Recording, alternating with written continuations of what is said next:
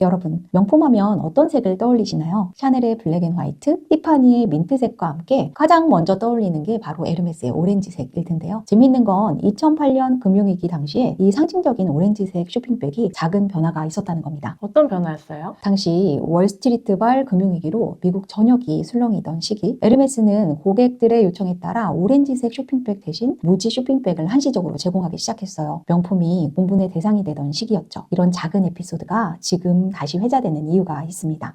혹시 지금 경기 침체와 관련이 있나요? 정확합니다. 2023년 글로벌 명품 시장이 15년 만에 처음으로 마이너스 성장을 기록했는데요. 구찌, 샤넬 같은 브랜드들의 매출이 급감하는 상황에서도 특이하게도 꾸준히 성장하는 브랜드들이 있습니다. 바로 로로피아나, 에르메스, 브루넬로 쿠치넬리 같은 브랜드들인데요. 이런 브랜드들의 공통점은 뭘까요? 바로 조용한 사치를 추구한다는 겁니다. 과감한 로고나 화려한 마케팅 대신 최고의 품질과 장인정신으로 승부하는 브랜드들이죠.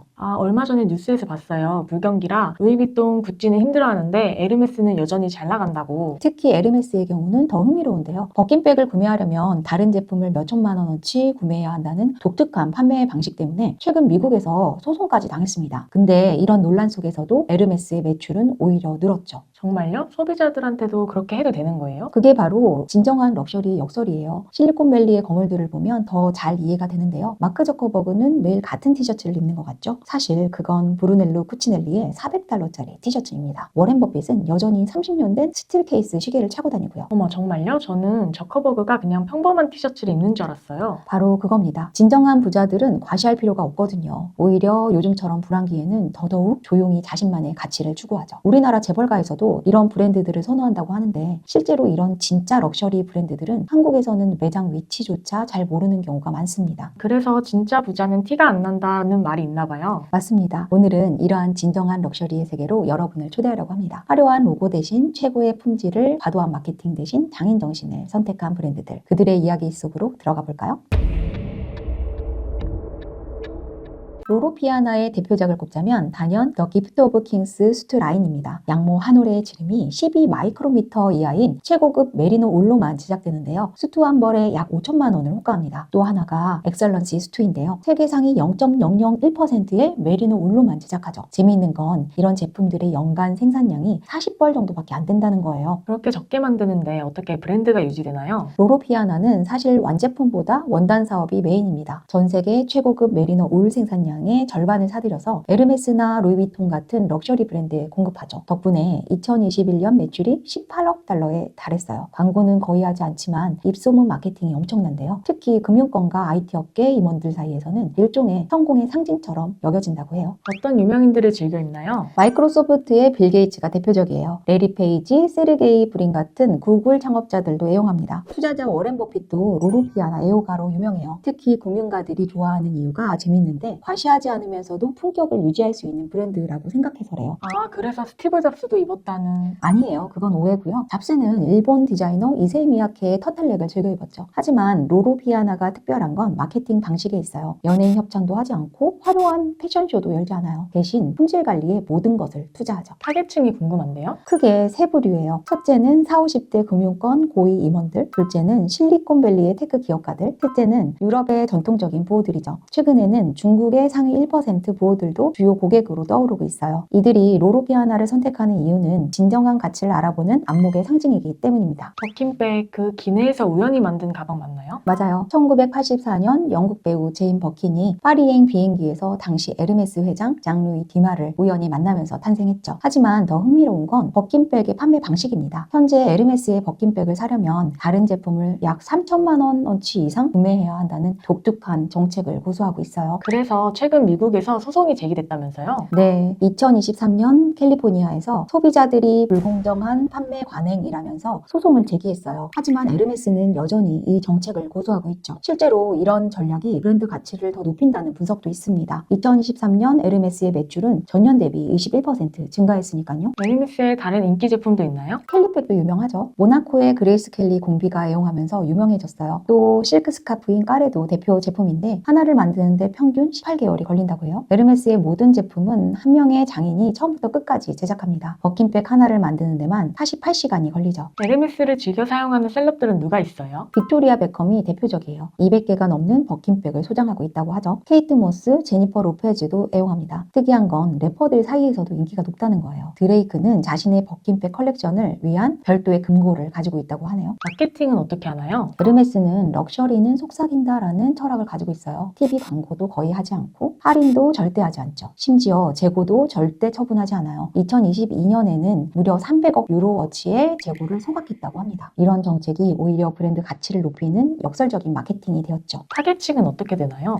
주 고객층이 재미있는데요. 크게 세 부류예요. 첫째는 전통적인 부호들, 둘째는 신흥 부자들, 셋째는 컬렉터들이에요. 특히 아시아에서 부의 상징으로 여겨져서 중국과 한국의 30, 40대 전문직 여성들의 선호도가 높습니다. 최근에는 MZ세대 고객들도 늘어나고 있는데 이들은 주로 실크 스카프나 에나멜 팔찌 같은 소품부터 시작한다고 해요. 브루넬로 쿠치넬리는 정말 특별한 철학을 가진 브랜드인데요. 1978년 이탈리아의 작은 마을 솔로메오에서 시작했습니다. 쿠치넬리는 14세기 중세 마을 전체를 사들여서 복원했는데 단순한 작업장이 아닌 인본주의적 기업을 만들겠다는 철학 때문이에요. 마을 전체를요? 네, 정말 흥미로운 부분인데요. 직원들은 90분의 점심시간이 의무이고 오후 5시 30분이 되면 모든 컴퓨터가 자동으로 꺼진대요. 직원들의 삶의 질을 최우선으로 여기는 거죠. 이런 철학 덕분에 최고의 장인들이 모여들었고 특히 캐시미어 제품에서는 세계 최고로 인정받고 있어요. 대표 제품은 어떤 게 있나요? 가장 유명한 건 캐시미어 니트웨어입니다. 특히 순수 캐시미어 라인은 히말라야 산맥의 캐시미어 염소에서 채취한 가장 부드러운 소재만 사용해요. 재미있는 건 마크 저커버그의 그레이 티셔츠가 바로 이 브랜드 제품이라는 거죠. 겉보기에는 평범해 보이는 티셔츠가 실은 400달러가 넘는 최고급 제품이에요. 실리콘밸리에서 인기가 많다고 하던데요? 맞아요. 애플의 팀 쿡, 구글의 순다르 피차이 같은 CEO들이 즐겨 입죠. 특히 실리콘밸리에서 인기 있는 이유가 재미있는데요. 조용한 럭셔리를 추구하는 이들의 철학과 맞아떨어져서라고 해요. 겉으로 보기에는 수수하지만 최고의 품질과 장인 정신을 담고 있거든요. 마케팅은 어떻게 하나요? 브루넬로 쿠치넬리는 디지털 마케팅을 거의 하지 않아요. 대신 인간적인 지속 가능성을 강조하죠. 매년 수익의 20%를 문화유산 보존에 투자하고 모든 제품은 이탈리아 현지 생산만을 고집합니다. 이러한 철학이 오히려 최고의 마케팅이 되고 있어요. 타겟층은 어떻게 되나요? 주로 35세에서 55세의 고소득 전문직이에요. 특히 실리콘밸리의 테크 기업 임원들, 월스트리트의 금융인들이 주요 고객들이죠. 최근에는 중국과 한국의 젊은 부호들도 늘어나고 있는데요. 특이한 건 이들이 브랜드의 철학과 가치에 매료되어 찾는다는 거예요. 단순히 비싸서가 아니라 브랜드가 추구하는 휴머니즘과 지속 가능성에 공감해서 찾는다는 거죠. 가격대가 궁금한데요? 기본적인 캐시미어 스웨터가 300만 원대 정도고요. 코트는 1000만 원부터 시작합니다. 하지만 흥미로운 건 이 브랜드는 절대 할인을 하지 않는다는 거예요. 시즌이 지난 제품은 직원들에게 제공하거나 자선단체에 기부한다고 합니다. 이러한 정책이 오히려 브랜드의 가치를 높이는 결과를 가져왔죠.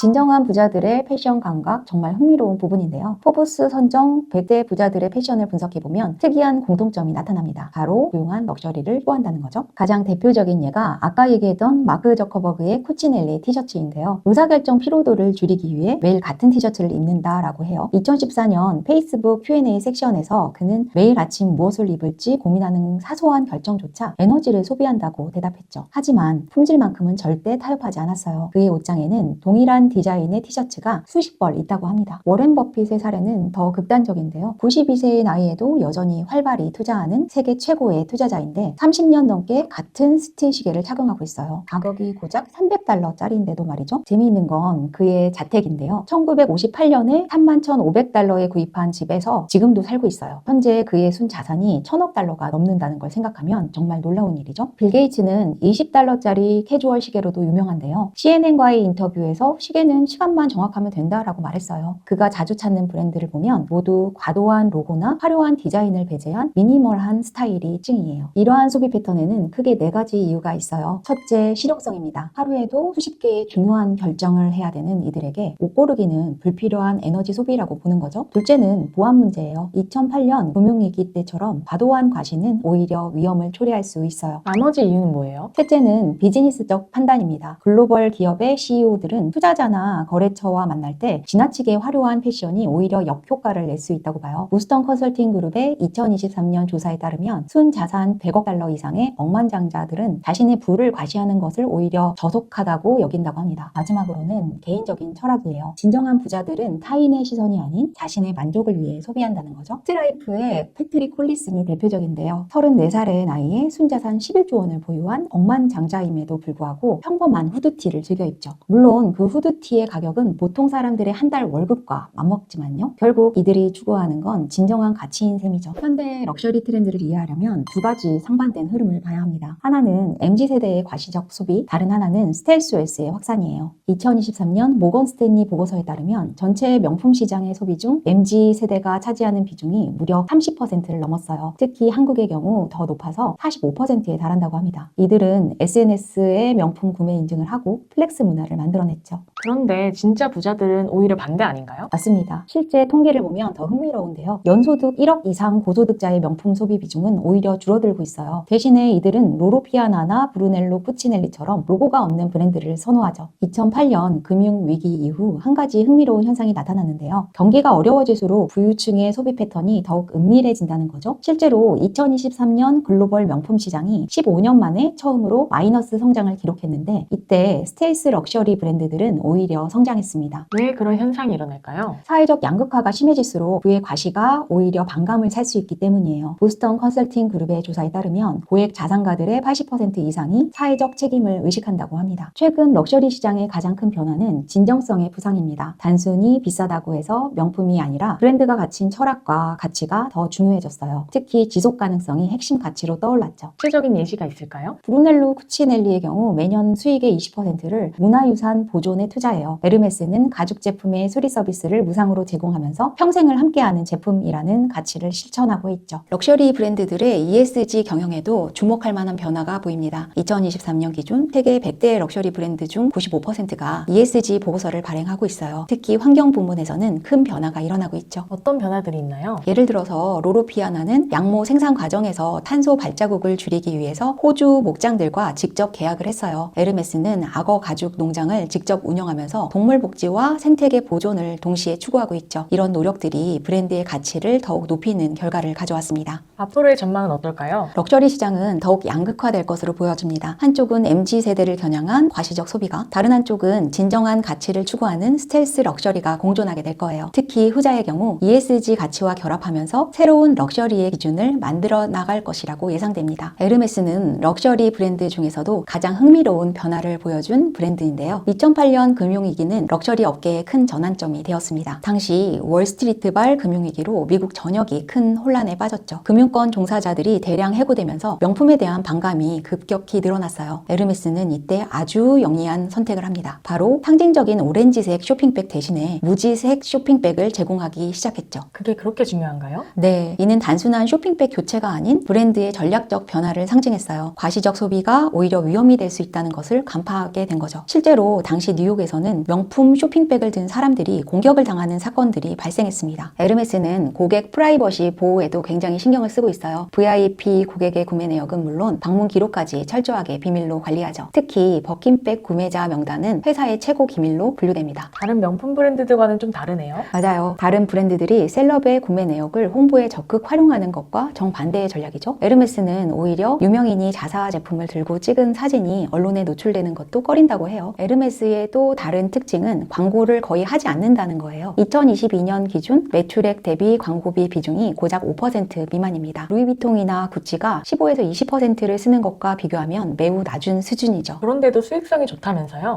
역설적이게도 이런 전략이 더 높은 수익성으로 이어졌어요. 2023년 에르메스의 영업이익률은 41%를 기록했습니다. 럭셔리 업계의 평균이 25% 정도인 것을 감안하면 놀라운 수치죠. 광고비를 아끼는 대신 제품의 품질과 장인 교육에 투자한 결과라고 볼 수 있어요. 여기서 재밌는 건 에르메스가 창립 이후 186년 동안 한 번도 세일을 하지 않았다는 거예요. 재고도 절대 처분하지 않죠. 매년 수조 원어치의 재고를 소각한다는 게 업계의 공공연한 비밀입니다. 그게 오히려 브랜드 가치를 높이는 거네요. 맞아요. 다른 명품 브랜드들이 아울렛이나 온라인 할인으로 매출을 늘리려 할 때 에르메스는 이런 정책을 고수했어요. 그 결과 2008년 금융위기나 2020년 코로나 팬데믹 같은 위기 상황에서도 브랜드 가치가 오히려 상승했죠. 마케팅을 거의 안 한다면서요? 그러면 어떻게 고객들과 소통하나요? 에르메스는 독특한 방식으로 고객들과 소통합니다. 매장에서 진행하는 푸티아시 행사가 대표적이에요. 소규모 고객을 초대해서 에르메스의 장인 정신과 역사를 공유하는 자리인데 이게 오히려 가장 효과적인 마케팅이 되고 있죠. 실제로 이 행사에 참여한 고객의 구매 전환율이 점유율이 85%에 달한다고 합니다. 앞으로도 이런 전략을 유지할 수 있을까요? 최근 에르메스는 새로운 도전에 직면했어요. MZ세대의 럭셔리 소비 증가와 디지털 전환이라는 과제죠. 하지만 이러한 변화 속에서 그들은 여전히 조용한 럭셔리를 고수하고 있습니다. 결국 진정한 럭셔리는 시대가 변해도 변하지 않은 가치를 지켜내는 것. 그게 에르메스가 우리에게 주는 교훈 아닐까요? 오늘 우리가 이야기한 내용을 정리해보면 진정한 럭셔리의 의미가 크게 변화하고 있다는 것을 알 수 있습니다. 과거의 럭셔리가 나를 드러내는 것이었다면 이제는 가치를 아는 것으로 변화하고 있죠. 마크 저커버그의 티셔츠처럼요? 네, 정확해요. 현대사회에서 부의 표현 방식이 매우 흥미롭게 변하고 있어요. 한쪽에서는 MZ세대의 과감한 플렉스 문화가 있었고 다른 한쪽에서는 진정한 부자들의 스텔스 웨스가 있죠. 특히 후자가 주목받는 이유는 단순히 겸손해서가 아니라 더 본질적인 가치를 추구하기 때문입니다. 그래서 로로피아나나 브루넬로 쿠치넬리 같은 브랜드를 선택하는 건가 봐요. 맞습니다. 진정한 부자는 로고가 아닌 가치를 산다라는 말이 있죠. 최고급 원단, 장인 정신, 지속 가능성 이러한 본질적인 가치를 아는 것이야말로 진정한 럭셔리가 아닐까요? 에르메스가 186년 동안 한 번도 세일을 하지 않고 로로피아나가 여전히 수작업을 고집하는 이유도 여기에 있습니다. 앞으로는 어떻게 될까요? 불확실한 경제 상황 속에서 럭셔리의 의미는 계속 진화할 것 같아요. MZ세대의 과시적 소비는 줄어들고 진정성 있는 소비가 늘어날 거예요. 특히 지속 가능성과 사회적 책임을 고려한 소비가 새로운 럭셔리의 기준이 될 것 같습니다.